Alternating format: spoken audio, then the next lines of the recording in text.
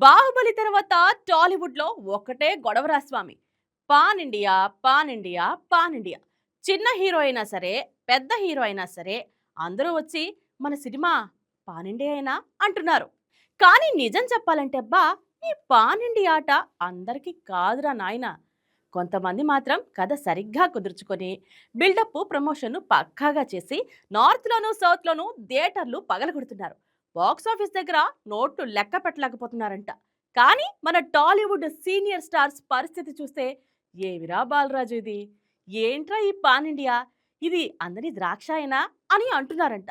Young హీరోలు rocket స్పీడ్లో దూసుకెళ్తుంటే seniors మాత్రం స్క్రిప్ట్ చేతిలో పెట్టుకొని ఇది మనకి సెట్ అవుతుందంటారా, ఫ్యామిలీ ఆడియన్స్ ఒప్పుకుంటారా అని అక్కడే ఆగిపోతున్నారంట.